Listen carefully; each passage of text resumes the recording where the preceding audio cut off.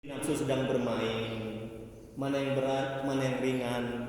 Ketika dia ringan bagi nafsu, jangan diikuti. Ketika berat bagi nafsu, maka ikuti. Masya Allah. Tapi kalau kita sudah jadi orang wali Allah, orang-orang soleh, maka ketaatan itu ringan bagi nafsu, puasa itu ringan bagi nafsu, zikir itu ringan bagi nafsu, membaca Quran itu ringan bagi nafsu. Kalau kita sudah mengenal Allah, sudah dekat kepada Allah, kalau kita sudah menjadi wali-wali Allah. Sedangkan kalau kita belum taat, belum dekat kepada Allah, belum mengenal Allah, ketaatan itu berat bagi nafsu. Paham ya Bu ya? Nah, Alhamdulillah. Syukur sama Allah karena kita diberi pemahamannya. Kemudian berikutnya, mana sekarang Bu? Syekh Imam Ibnu Athaillah Sakandari semoga Allah merahmati dan meridhoinya berkata, semasa lapang nafsu bisa mempunyai andil melalui rasa gembira, sedangkan semasa sempit nafsu tidak bisa mempunyai andil apa-apa. Bu,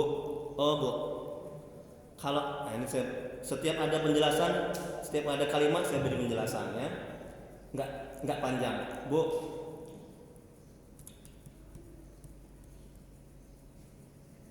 Orang tergelincir berbuat dosa maksiat itu dalam keadaan lapang atau dalam keadaan sempit, dalam keadaan gembira atau dalam keadaan dapat musibah? Coba jawab. Dalam keadaan gembira. Dalam keadaan gembira, nggak dapat musibah, itu banyak orang tergelincir. Betul. Sedangkan dalam keadaan kita mendapat kesulitan, misalnya sakit, nggak dapat rezeki, ya hati sempit, sulit, ya, itu cenderung kita selamat dari maksiat dan dosa. Dan orang itu cenderung dalam berbuat kebaikan dan ketaatan. Contoh, ketika ada asam urat,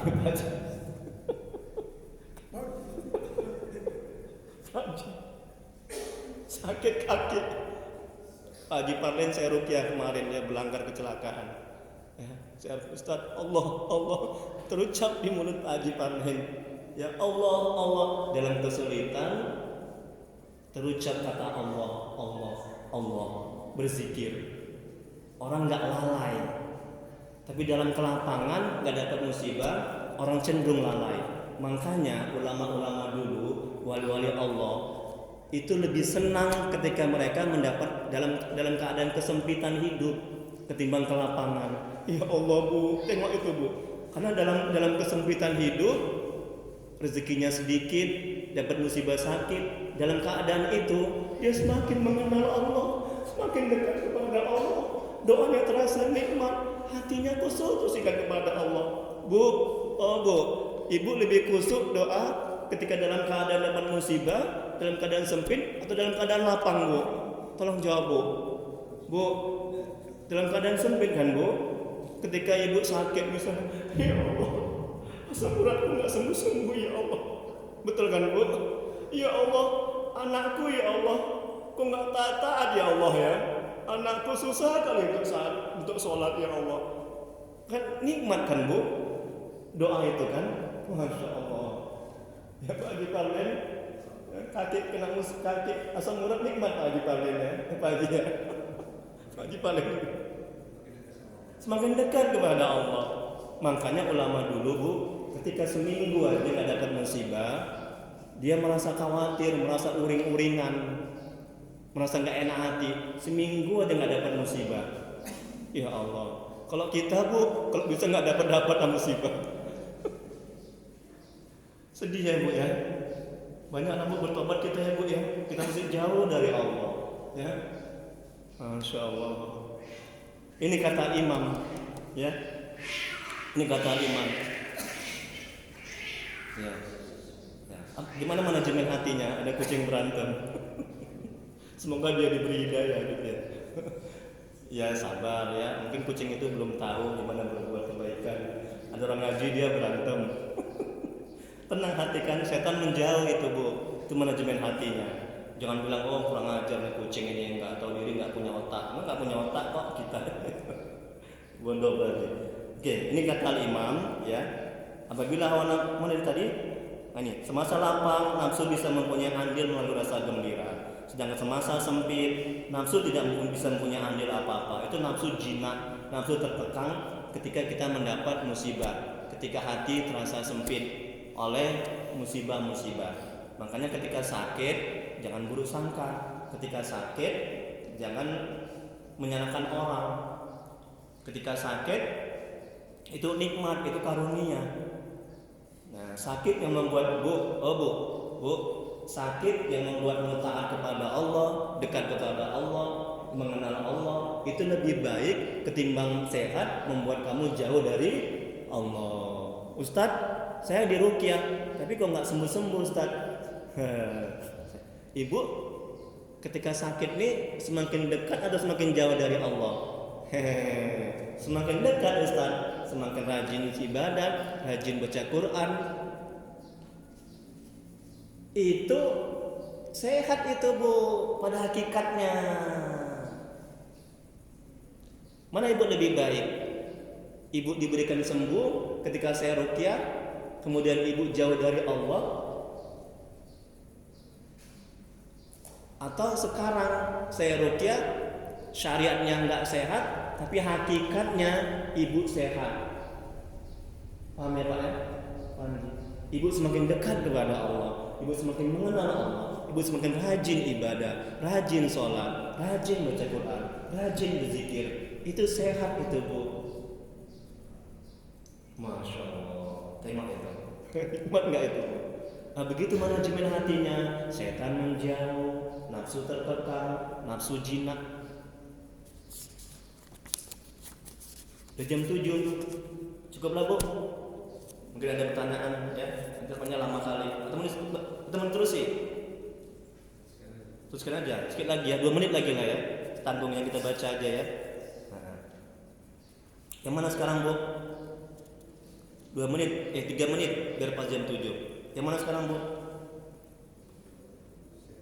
Syekh Imam Ibnu Athaillah Sakandari, semoga Allah merahmati dan ridhonya, berkata, apabila hawa nafsu memulai condong kepada syahwat, harta, jabatan dan pujian orang, hendaknya engkau bergegas lari menuju kepada Allah dan mohon pertolongan Allah, pasti Dia akan menyelamatkanmu. Allah berfirman Quran Surah Az-Zariyat ayat 50, maka segeralah kembali kepada menaati Allah. Semuanya aku Muhammad seorang pemberi peringatan yang nyata untuk kalian. Kemudian Syekh Imam Ibnu Athaillah Sakandari, semoga Allah merahmati dan ridhonya, berkata, jika nafsu tamak pada suatu perkara, maka perkara itu menjadi ringan untuknya. Perkara yang ringan untuk nafsu berarti tidak ada kebaikan di dalamnya. Halaman 3 Bu. Kemudian Syekh Imam Ibnu Athaillah Sakandari, semoga Allah merahmati dan ridhonya, berkata, ibadah yang disertai hawa nafsu memang akan menjadi ringan dilakukan, sementara ibadah yang tidak disertai hawa nafsu akan menjadi sangat berat. Betapa beratnya ibadah yang dikerjakan tanpa dilihat orang. Sebaliknya, betapa ringannya sebuah ibadah dilakukan ketika dilihat, dipuji dan disanjung oleh orang. Kemudian Syekh Imam Ibnu Athaillah Sakandari, semoga Allah merahmati dan ridhonya, berkata, ketika engkau melakukan amal kebaikan secara terang-terangan, engkau ringan melakukannya. Tapi ketika engkau melakukan amal perbuatan secara sembunyi-sembunyi, engkau berat melakukannya. Ketahuilah bahwa disinilah hawa nafsu sedang bermain. Kemudian Imam Abu Abbas Qasim Asy-Syairani, semoga Allah merahmati dan meridainya, ditanya oleh seseorang, dengan apa seorang itu menundukkan hawa nafsunya? Syekh menjawab, Al-Iman menjawab, dengan bersabar dalam menjalankan perintah-perintah Allah serta menjauhi larangan-larangan Allah, dan bersahabat dengan orang-orang soleh serta membantu kaum fakir miskin. Kemudian Rasulullah SAW bersabda, berjihadlah kalian melawan hawa nafsu kalian, sebagaimana kalian berjihad melawan musuh-musuh kalian. Dan firman Allah Quran Surah Al-Ankabut ayat 69, dan orang-orang yang berjihad untuk mencari keridhaan kami, benar-benar akan kami tunjukkan kepada mereka jalan-jalan kami, dan sungguhnya Allah benar-benar beserta orang-orang yang berbuat baik.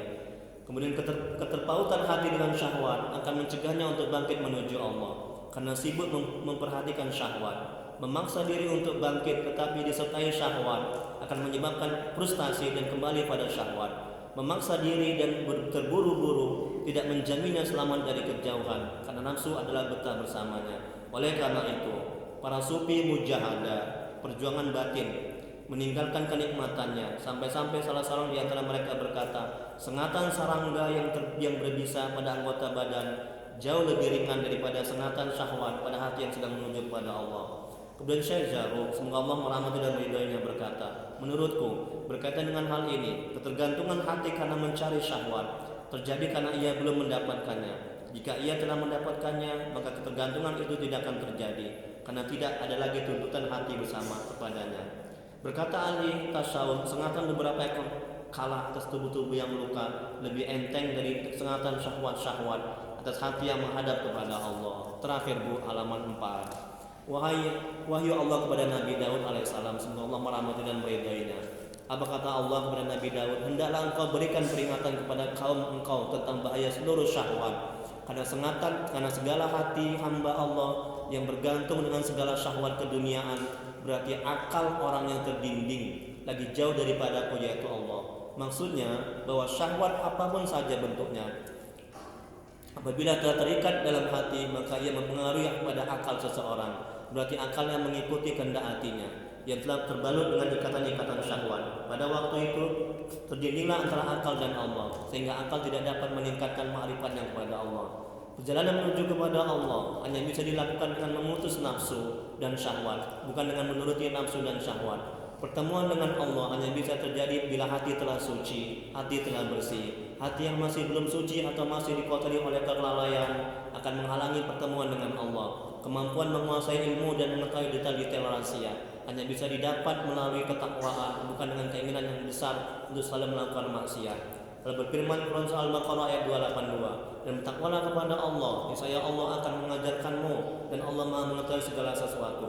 Rasulullah SAW bersabda, barang siapa yang mengamalkan apa yang telah diketahui, maka Allah akan mengajarkan kepadamu segala hajat kebutuhanmu. Maka kalam hikmah ini menjelaskan kepada kita bahwa apabila seorang hamba masih terikat dengan ikatan-ikatan hawa nafsu dan syahwat hatinya, maka akan sulit hatinya untuk bisa berjalan kepada Allah dan sulit hatinya untuk mengenal Allah. Dan syahwat itu ialah segala hal yang diinginkan oleh hawa nafsu dan menjadi kecenderungannya. Jadi kembali lagi Bu di awal, jadi Syekh Imam Ibnu Athaillah Sakandari, semoga Allah merahmati dan meridainya, dalam hikmah yang ke-14 kitab Al-Hikam mengatakan betapakah seorang hamba Allah berjalan kepada Allah, ingin mengenal Allah, ingin dekat kepada Allah, padahal ia diikat dengan syahwat-syahwatnya. Jadi Bu, Pak, yang dirahmati Allah, nah bila hati ini masih terikat, masih dikuasai oleh nafsu, syahwat, keinginan-keinginan yang buruk, maka hati ini nggak bisa ingat kepada Allah. Hati ini tidak bisa menuju kepada Allah. Hati ini tidak bisa mengenal Allah. Hati ini tidak akan bisa bersabar. Hati ini tidak akan peka.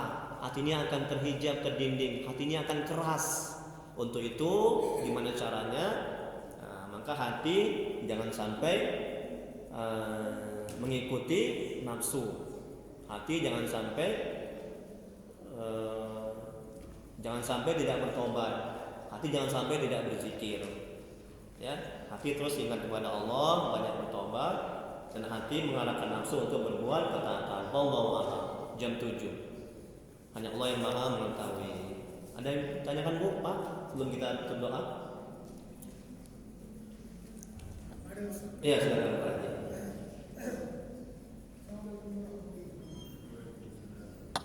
Assalamualaikum warahmatullahi wabarakatuh. Terima kasih Pak. Oke, Mik Pak. Ya, alhamdulillah. Alhamdulillah.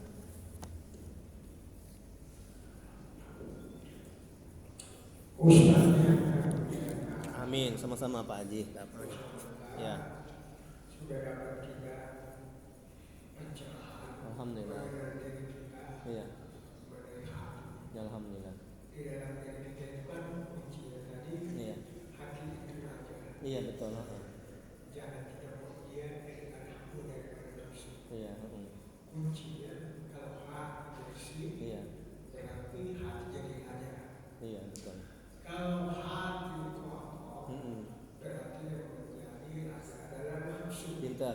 Kalau sudah nafsu jadi ada, Iya. cenderung untuk berbuat keburukan Pintar. yang diikuti syaitan. Iya, betul, bagus sekali. Sekarang Ustaz, Iya.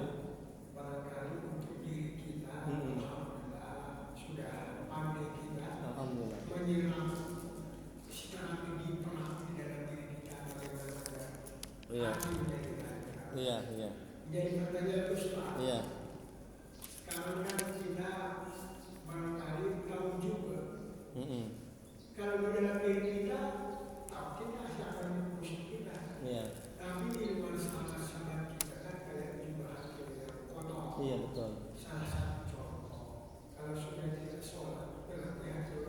betul, Udah betul, pasti itu, pasti. Usaha lainnya, Iya. tinggi usaha.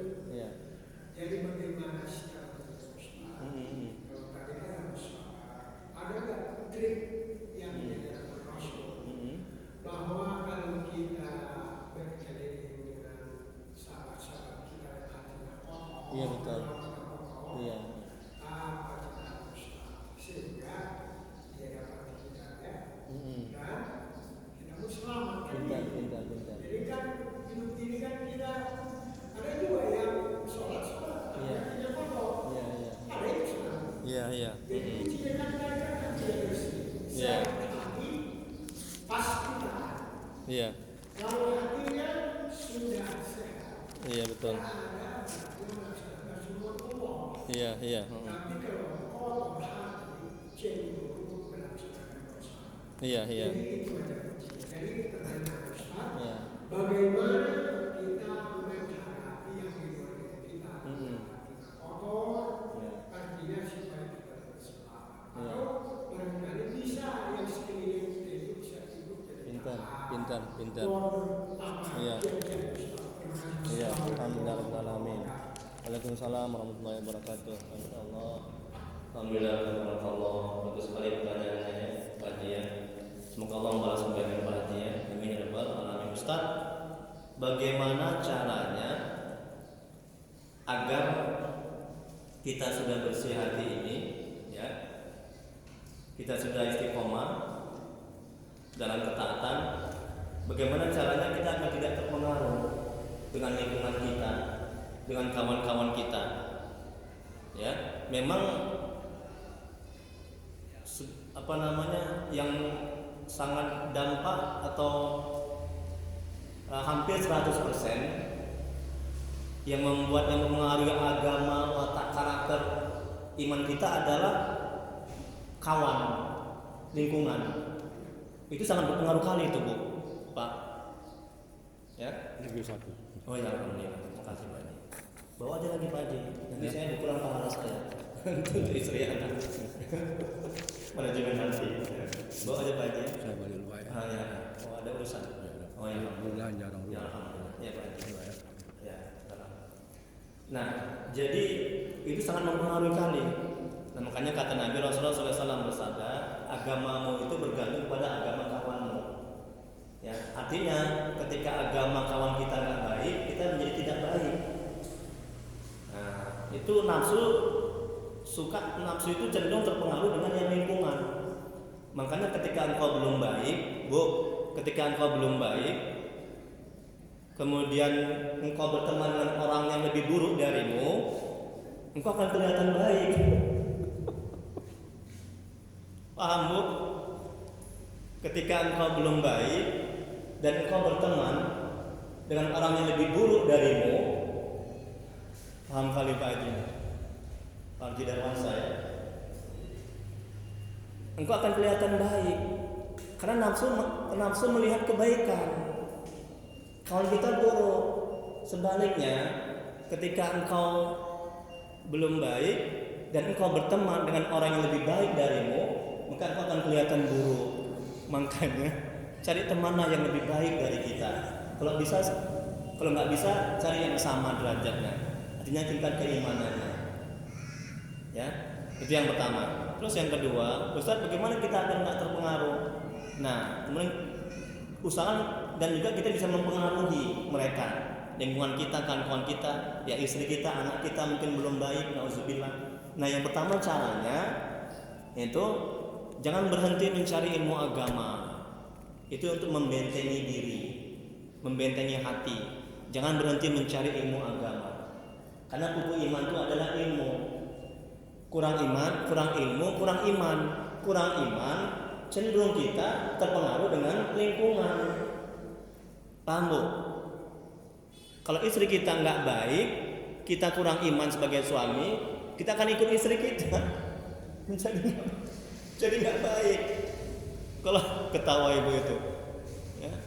Kalau suami kita belum baik, istri kita nggak baik juga, istri juga cenderung ikut suami. Itu yang pertama. Yang kedua, selalu mengerjakan ketaatan walaupun sedikit. Bu, Ibu biasa tahajud itu 10 rakaat misalnya, banyak tahajudnya. Sewaktu-waktu ibu capek, nah jangan sampai berhenti sama sekali nggak salat tahajud. Kerjakan 2 rakaat aja. Witir juga begitu. Witir 1, 3, 5, ya kan? Dan seterusnya. Nggak bisa 3 rakaat witir, 1 aja bu. Nah itu caranya supaya bisa iman tuh stabil. Ya, paham ya bu ya? Jadi iman tuh juga tidak menurun dia. Dan kita nggak akan gampang terpengaruh dengan lingkungan. Bahkan buah dari ketaatan kita, lingkungan akan terpengaruh sama kita. Bu, Bu, Nabi kenapa sukses dia dakwahnya? Kenapa Pak Haji? Nabi, karena dia berdakwah dengan akhlak, betul kan? Kan dia diutus ke bumi untuk memperbaiki, membaguskan akhlak. Ya, akhlak tuh di hati. Ini ilmu akhlak, tasawuf, manajemen hati. Ya, jadi dia berdakwah memang bagus pakai cakap. Lebih baik lagi ibu berdakwah kepada suami ibu, anak ibu yang belum taat dengan akhlak. Itu akan berpengaruh kepada hati mereka itu. Ketimbang banyak cakap, banyak ngomong. Pak bang, sholat bang, capek mulutku bang. Dek nak, sholat nak, capek mulut mama nak. Aduh, itu nggak akan berpengaruh, itu nggak akan berefek kali itu. Ya, banyak cakap mendakwai orang.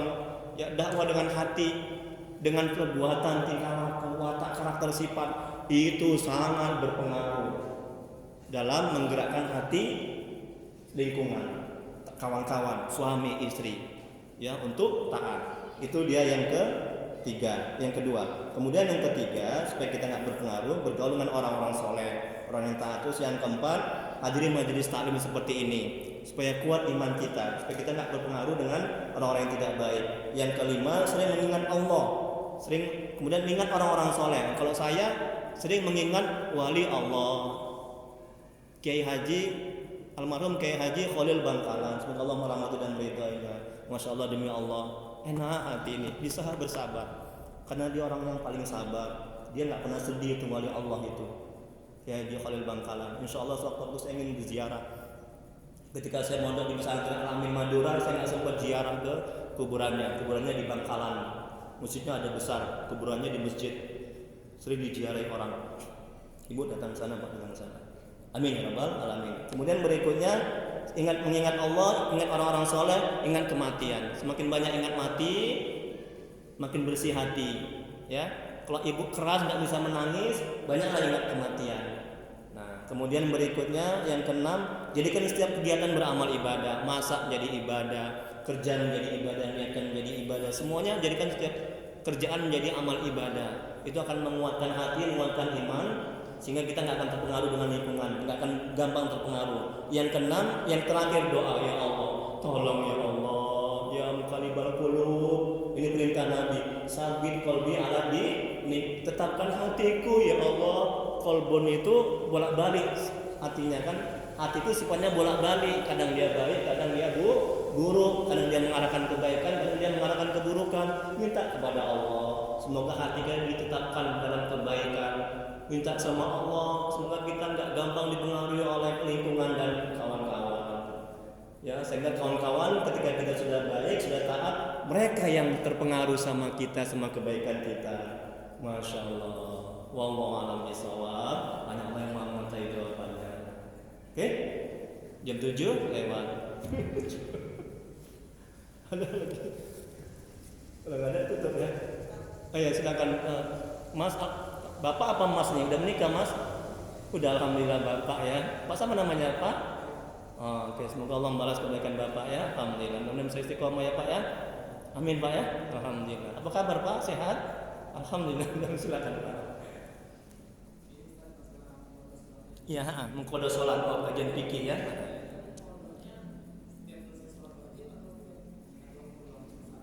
Oh, pintar pertanyaannya. Ustaz, mengenai mengkodo sholat tadi Ustaz. Pertanyaannya, apakah kita mengqadha sholat selesai sholat yang wajib atau yang lainnya? Lebih afdal, lebih baik selesai sholat wajib. Kayak tadi kita di sholat subuh, kita sholat subuh 2 rakaat. Habis sholat subuh, niatnya sengaja aku mengqadha sholat subuh 2 rakaat. Sengaja aku mengqadha sholat subuh, sengaja aku sholat subuh, sengaja aku sengaja aku mengqadha sholat subuh 2 rakaat wajib karena Allah Taala. Nah, udah, nanti zuhur. Habis sholat zuhur, sholat lagi zuhur 4 rakaat. Sengaja aku sholat fardu zuhur 4 rakaat khodoan lillahi ta'ala. Sengaja aku sholat fardu zuhur 4 rakaat khodoan lillahi ta'ala, atau mengganti karena Allah Ta'ala. Sengaja aku sholat fardu zuhur 4 rakaat mengganti karena Allah Ta'ala. Bisa enggak mengqadha sholat zuhur di waktu subuh? Boleh. Ya, boleh. Bisa nggak mengqadha sholat maghrib di waktu asar? Boleh. Karena ada hajat, ada keperluan. Tapi kalau misalnya habis sholat asar nggak ada keperluan, nggak ada mengqadha sholat, nggak boleh. Karena nggak ada sholat asar. Tapi kalau ada keperluan mengqadha boleh. Nah, lebih afdol, lebih baik dia setelah sholat wajib. Kalau saya habis sholat subuh aja mengqadhanya. Ustaz, kita kan nggak tahu berapa banyak dulu yang ketinggal, betul kan? Bayangkan akil balik umur 15 tahun. Macam mana ngitungnya itu? Nah, dikira-kira aja. Kata guru kami almarhum Ustaz Mas'ud, kenal aja ya? Orang Tembong, itu Ustaz senior itu, ya. Nah, kami ngaji tasawuf, ngaji tauhid, ngaji hadis sama dia, ngaji fikih kitab Fathul Mu'in. Mungkin Pak Haji pernah dengar kitab Fathul Mu'in fikih mazhab Syafi'i. Nah, beliau mengatakan, saya kalau ngaji sama dia ini ustaz, itu di Jalan Manggis. Nah, di sini ustaz, sini saya. Selalu saya tanya, ustaz, saya kan lupa ustaz berapa banyak harus mengqadha. Setelah akil balik, saya kan nggak tahu berapa banyak yang ketinggal. Kata guru kami mengatakan, oh dikira-kira aja, walaupun misalnya kelebihan ya nggak apa-apa, jadi pahala. Nah begitu katanya. Ya masya Allah ya, wajib ya 4 mazhab Maliki, Hanafi, Hambali, Syafi'i. Kalau ada yang bilang nggak wajib, dia pakai mazhab apa? Mungkin kalau Ibnu Taimiyah ya nggak tahu. Saya hanya tahu mazhab Syafi'i. Nah kalau dia Wahabi, dia kan cenderung ke mazhab Hambali kalau nggak salah ya. Nggak tahu saya mazhab Syafi'i. Gitu ya Pak ya? Ada lagi? Oh iya, saya Pak Haji. Apa kabar Pak Haji? Sehat Pak Haji? Sehat Pak Haji? Iya. Iya.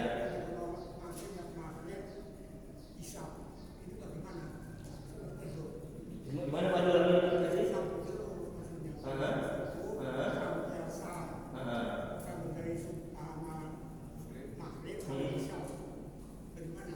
Mengqadha sholat ya? Disambung terus? Ya boleh, nggak apa-apa. Jadi kita sanggup. Memang ulama mengatakan itu seharian kita mesti kita sibukkan dengan mengqadha. Makanya sampai-sampai ulama mengatakan bahwa haram hukumnya kalau kita sholat sunat sementara kita belum mengqadha sholat. Ya, malah bagus itu. Jadi waktu kita habiskan untuk mengqadha, untuk mengganti sholat. Tapi tetap yang ada kewajiban seperti bekerja, karena kerja juga ibadah, kewajiban. Nah, kerjalah dulu. Yang masaklah dulu. Nah, nanti setelah itu baru kita mengqadha. Ya. Oke? Jam 7 lewat ya. Doa ya. Alhamdulillah. Astaghfirullahaladzim. Astaghfirullahaladzim. Astaghfirullahaladzim. Alladzi la ilaha illa huwal hayyul qayyum wa natubu ilaihi. Allahumma shalli ala sayyidina Muhammad wa ala alihi wasallam. Allahumma shalli ala sayyidina Muhammad wa ala alihi wasallam. Allahumma shalli ala sayyidina Muhammad wa ala alihi wasallam. Bismillahirrahmanirrahim. Alhamdulillahirabbil alamin. Hamdan fi ni'mahu wa yakfi mazidah. Ya Rabbana lakal hamdu kama yanbaghi li jalali wajhika wa 'azimi sultanik. Allahumma shalli ala sayyidina Muhammad wa ala ali sayyidina Muhammad. Ya Allah ya Rahmanir Rahim. Dengan keberkahan kemuliaan Nabi Muhammad SAW dan sahabat-sahabatnya, La ilaha illa anta subhanaka inni kuntu minaz zalimin. Ampuni ya Allah dosa kedua orang tua kami. Ampuni sebesar-besar masa lalu mereka. 5 amal ibadah mereka, 5 taubat mereka. Kasihanilah mereka ya Allah. Ya Allah, ampuni dosa orang tua kami telah mendahului kami. Jauhkan mereka dari siksa kubur. Jadikan kuburan mereka taman-taman surga. Tempatkan mereka di surga sebagai surga ya Allah. Ya Allah, ya Allah, yang Maha Pengasih lagi Maha Penyayang. Ampuni dosa dan maksiat kami ya Allah. Ampuni sebesar apapun masa lalu kami. Terima amal ibadah kami. Terima taubat kami. Kasihanilah kami ya Allah. Murahkan rezeki kami dan berkahi. Mudahkan urusan kami dan berkahi. Panjangkan umur kami dan berkahi ya Allah. Ya Allah, tolong ya Allah, tuntun hati kami agar bisa istiqomah di jalan, agar bisa selalu mengingat, agar bisa selalu berselawat kepada Rasul-Mu ya Allah. Ya Allah, bila jemaah ini, saudara kami, keluarga kami, ada yang dapat musibah, tolong angkat musibahnya ya Allah. Bila ada yang sakit, mohon sembuhkan penyakitnya ya Allah. Ya Allah, tolong ya Allah, tetapkan hati kami dalam ketaatan kepada-Mu. Tetapkan hati kami, jaga hati kami ya Allah dari maksiat dan dosa, dari nafsu setan yang merusaknya ya Rabb. Jaga ya Rabb. Rabbana atina fid dunya hasanah wa fil akhirati hasanah wa qina azabannar.